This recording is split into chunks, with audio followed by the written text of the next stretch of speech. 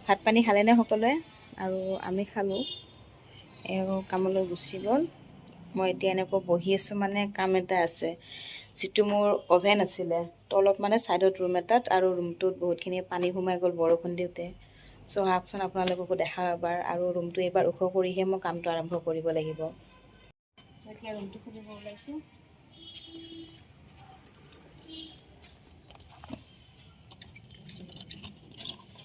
ইমান কাম কৰিছে।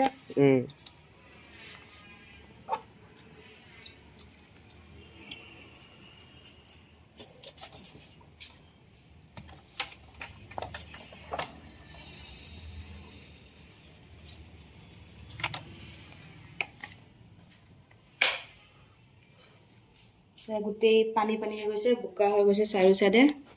আৰু মেচিনবোৰ এনেকৈ ঢাকি থৈ দিছোঁ এতিয়া। অভেনটো ডাঙৰে হয়, গোটেই সৰু নহয়। আৰু বহুতখিনি পানী সোমাব বুলি ভাবি আমি বৰ্ডবোৰ খুলি থৈ দিয়া গৈছে। দেখিছেনে, গোটেই ৰুমটো কিন্তু পকাই হয়। পকা হ'লেও মানে কি, পানী এনেকৈ বহুতখিনি ইয়াৰ তলত বহুতখিনি মানে বোকা সোমাই গৈছে একদম। চ' বেয়া লাগিছে, মই কামখিনি কৰিব পৰা নাই। এইটো মানে ৰুমটো অকণমান ঠিক ঠাক কৰি উঠিহে মই কাম শিকিব। চ' এয়া হৈছে মানে যিটো মোৰ বেকেৰী ৰুমটো। এতিয়া মানে কি গুদামৰ নিচিনা পৰি আছে, গোটেই মানে বস্তুবোৰ ইয়াতে ভৰাই তেনেকৈ থৈ দিয়া গৈছে। আৰু ৰুমটো অকণমান ডাঙৰ কৰি, মানে ডাঙৰ নহয়, ওখ কৰিব লাগিব, বেলেগকৈ বনাব লাগিব ঘৰটো। বেলেগকৈ বনাই উঠিহে এই কামটো আৰম্ভ কৰিব পাৰিম আকৌ।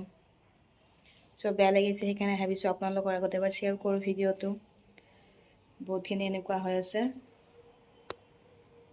ইয়াতে মোৰ গেছ টেবুল আছিলে, গেছ টেবুলবোৰ ওলাই দিয়া গৈছে, মানে যিটো মানে ভুজিয়া বনাওঁ, নিমকি বনাওঁ, এইবোৰো টেবুলবিলাক ওলাই দিয়া গৈছে বাহিৰত।